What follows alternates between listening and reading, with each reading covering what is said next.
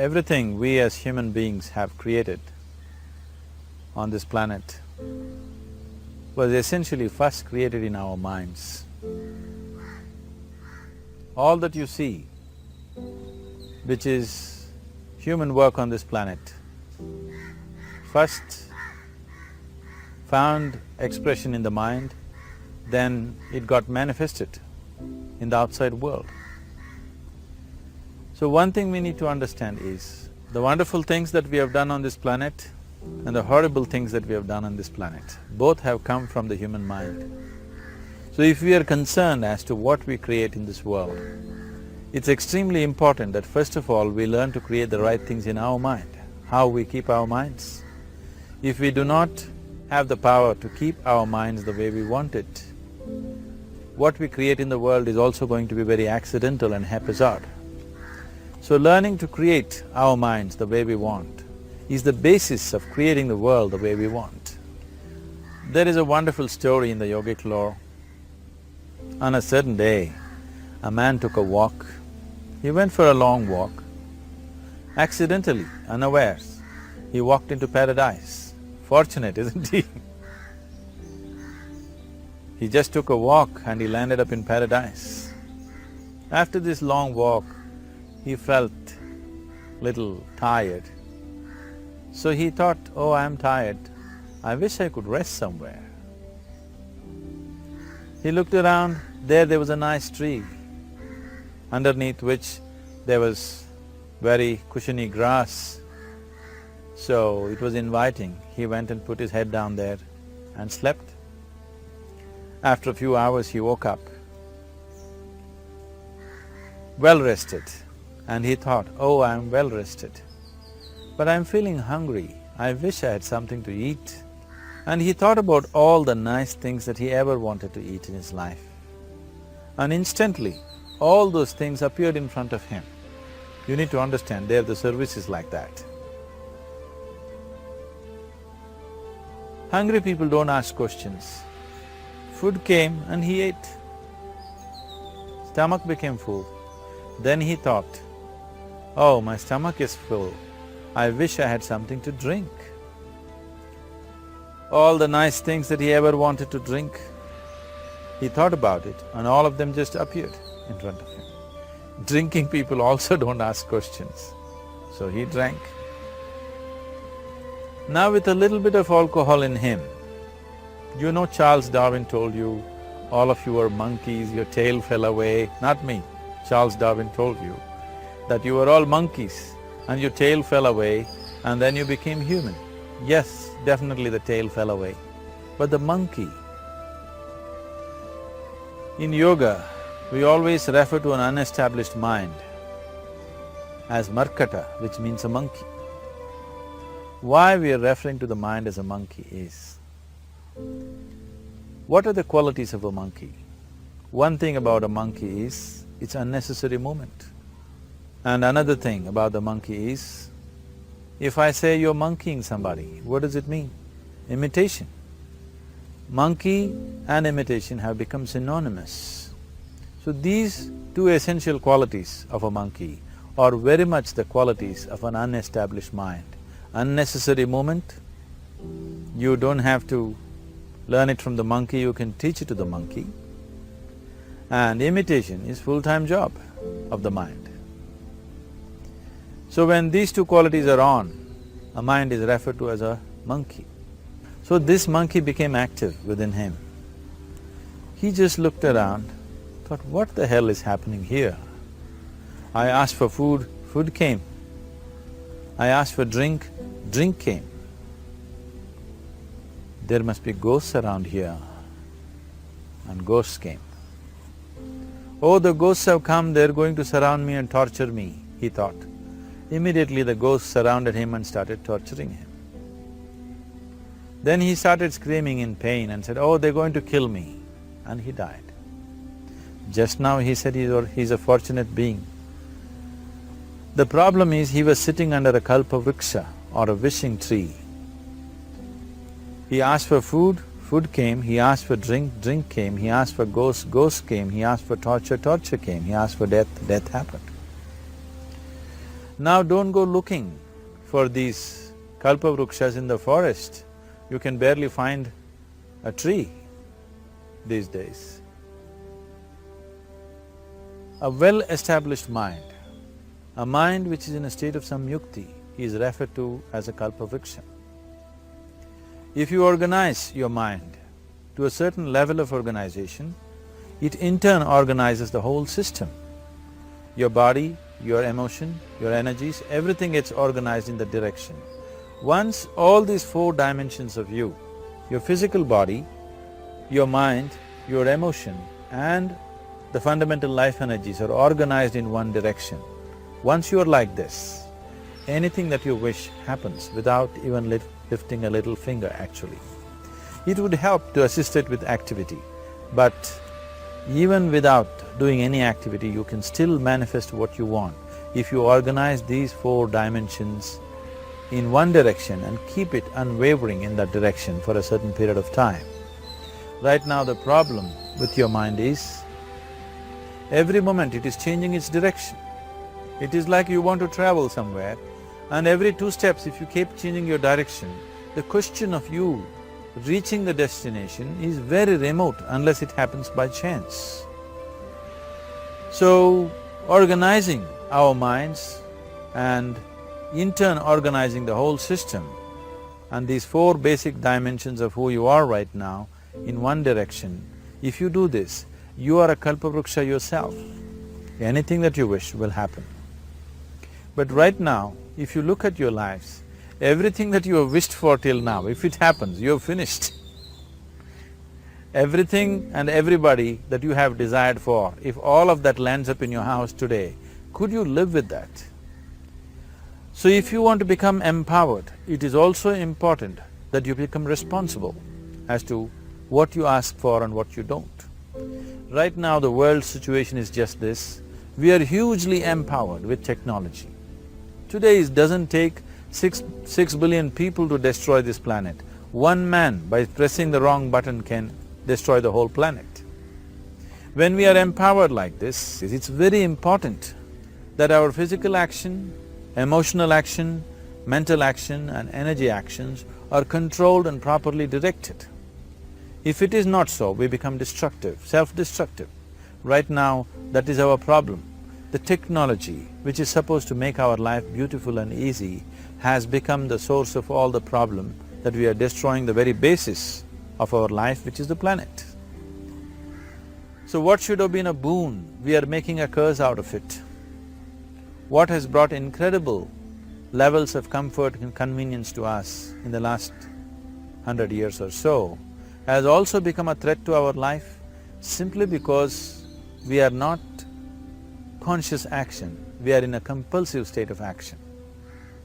So organizing our minds fundamentally means moving from a compulsive state of activity to a conscious state of activity. You might have heard of people for whom they asked for something and beyond all expectations it came true for them. Generally this happens to people who are in faith. Now, let's say you want to build a house. If you start thinking, oh, I want to build a house. To build a house I need 50 lakhs, but I have only 50 rupees in my pocket. Not possible, not possible, not possible. The moment you say not possible, you are also saying I don't want it. So on one level you're creating a desire that you want something, on another level you're saying I don't want it. So in this conflict, it may not happen. Someone who has some faith in a god or in a temple or whatever, who is simple-minded. Faith works only for those people who are simple-minded. Thinking people who are too much thinking, for them it never works.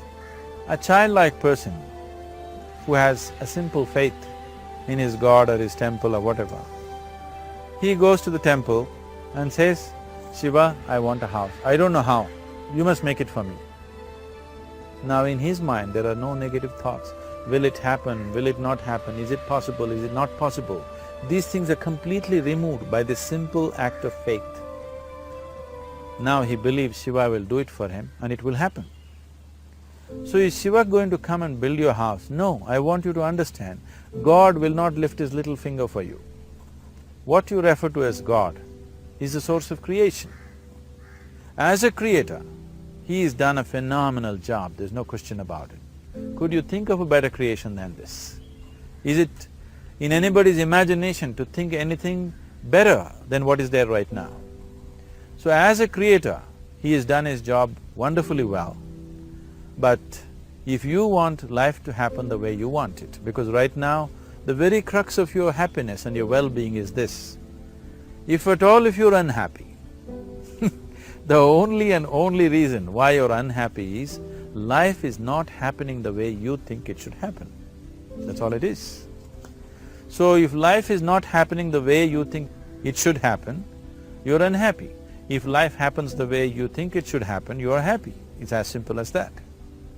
So if life has to happen the way you think it should happen, first of all, how you think, with how much focus you think, how much stability is there in your thought, and how much reverberance is there in the thought process will determine whether your thought will become a reality or is it just an empty thought. Or how you do not create any impediments for your thought by creating negative thought process. Is something possible or not possible? Is destroying humanity. What is possible and not possible is not your business, it's nature's business. Your business is just to strive for what you want. Right now you're sitting here. If I ask you two simple questions, I want you to just look at this and answer this. Right now from where you're sitting, can you just fly off? You say no? Right now from where you're sitting, can you get up and walk? You'll say yes. What is the basis of this? Why you say no to flying and yes to walking? Because past experience of life, many times you've gotten up and walked, never did you fly off. Or in other words, you're using the past experience of life as a basis for deciding whether something is possible or not possible. Or in other words, you have decided that what has not happened till now cannot happen in your life in future. This is a disgrace to humanity and the human spirit. What has not happened till now on this planet can happen tomorrow. Human beings are capable of making it happen tomorrow. So what is possible and what is not possible is not your business. That is nature's business. Nature will decide that. You just see what is it that you really want and strive for that. And if your thought is created in a powerful way, without any negativity, without any negative thoughts bringing down the intensity of the thought process, it will definitely manifest. The whole existence today, modern science is proving, is just a reverberation of energy. It is a vibration. Similarly, your thought is also a vibration. If you generate a powerful thought and let it out, it will always manifest itself.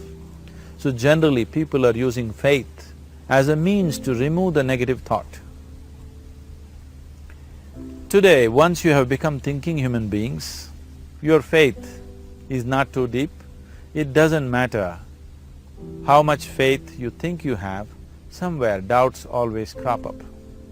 Right now, the way your minds are made, this moment, if God appears right here, you will not surrender to Him. You will want an investigation whether He is really God or not. With this kind of mind, you should not waste your time on faith. So there is an alternative, which is commitment. If you simply commit yourself to creating what you really care for, now once again, your thought gets organized in such a way, there is no such thing as whether it's possible or not possible. There is no hurdle in your thought process. Your thought flows freely towards what you want. Once this happens, making it happen will also naturally follow. So to create what you really care for, first and foremost thing is that what you want must be well manifested in your mind, that this is what I want.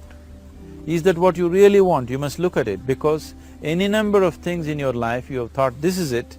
The moment you reach there, you realize that's not it, it's the next one and the next one and the next one. So what is it that one really wants is one thing. First of all, we must explore. Once that is clear, and we are committed to creating it. Now there is a continuous process of thought in that direction. Once you can maintain a steady stream of thought without changing direction, definitely this is going to happen in your life, or it will definitely manifest as a reality in your life. So, either you make this human form into a kalpa vriksha, or you make it into one big mess, which is happening all over. One reason why we have not created the kind of world that all of us would want to live in is, too many people are busy looking up. Too many people are interested in other planets, they're not interested in this planet. For every aspect of their life, they're checking out with other planets. And further, too many people are in service of heaven, they're not on service of this earth. I think right now we need people who are in service of this earth, not heaven. I believe if heaven is closer to divine than where we are, if that is so, I believe they're little more organized than us, they don't need help from us. This has been a major problem on the planet. Anything that is valuable for a human being, anything that is good, the highest aspects of human life have unfortunately been exported to heaven. For example, if you say love, people say God is loving. We do not know whether God is loving or not. Human beings are capable of love. It is very, very important that people understand human beings are capable of love, human beings are capable of compassion, human beings are capable of joy and blissfulness. All the good things that are possible for a human being, unfortunately have been exported to heaven. If we want to create the kind of world that we want to, we need to understand whatever you refer to as God, the idea of God has entered our mind only because we have seen creation around us. Because there is creation, we have assumed a creator. God is a great creator. What you refer to as God is a source of creation. That source of creation has not failed us, has done a fantastic job. But now the question is about management. If you want to leave the management in the hands of the Creator, He will manage it in His own way, according to His agenda. But that's not what you want. You want life to happen the way you want it. Now, for example, let's say all of you here are the India soccer team for the next World Cup, and I am the coach. So these next 4 years, everything that you need to know about football is taught to you. Everything that I know about football is poured into you in so many ways. Now, the time to play the match has come. You're on the field and the ball comes near your foot, but you look at me, then it's no good. You've seen those coaches sitting there and boiling, nothing happens. Because now, once you're on the field, it's your job. So this is the same thing. The Creator has done a fantastic job. Now you're here. It is for you and me to see how to manage this, how we want it, how to keep this world, how, in what condition would all of us enjoy it best is something that we have to look at. So at every stage in our life, we tend to think, this is it. If this one thing happens, everything will be fine with my life. You reach there and you realize that's not it, and you postpone it to something else and something else. This is going on. The first and foremost thing is, you must be clear what is it that you really want. If you do not know what you want, the question of creating it doesn't arise. If you look at what you really want, what every human being wants is, he wants to live joyfully, he wants to live peacefully. In terms of its relationships, he wants it to be loving and affectionate. Or in other words, all that any human being is seeking for is pleasantness within himself, pleasantness around him. If this pleasantness, if it happens in our body, we call this health and pleasure. If it happens in our mind, we call this peace and joy. If it happens in our emotion, we call this love and compassion. if it happens in our energy, we call this blissfulness and ecstasy. This is all that a human being is looking for. Whether he is going to his office to work, he wants to make money, build a career, build a family, he sits in the bar, sits in the temple, he is still looking for the same thing. Pleasantness within, pleasantness around. If this is what we want to create, I think it's time we addressed it directly and commit ourselves to creating it. So you want to create yourself as a peaceful human being, joyful human being, loving human being, a pleasant human being on all levels. And do you also want a world like this? A peaceful world, a loving world, a joyful world? No, I want greenery, I want food. When we say a joyful world, that means everything that you want has happened. So this is all that you're looking for. So all that you need to do is commit yourself to creating it, to create a peaceful, joyful and loving world, both for yourself and everybody around you. Every day in the morning, if you start your day with this simple thought in your mind, that today, wherever I go, I will create a peaceful, loving and joyful world. If you fall down 100 times in the day, what does it matter? For a committed man, there is no such thing as failure. If you fall down 100 times, 100 lessons to be learnt. If you commit yourself like this to creating what you really care for, now your mind gets organized. Once your mind gets organized, the way you think is the way you feel, your emotion will get organized. Once your thought and emotion is organized, your energies will get organized in the same direction. Once your thought, emotion and energies are organized, your very body will get organized. Once all these four are organized in one direction, your ability to create and manifest what you want is phenomenal. You are the creator in many ways. Why I am saying you are the creator is, I want you to look at the nature of your life right now. If you eat a banana, in 4 hours' time, this banana becomes a human being. There is something within you, a life-creating process, a process which builds this body. The manufacturer of this body is within. You give him a banana, he makes a human being out of that banana. Transforming a banana into a human being is not a small thing, it is a phenomena.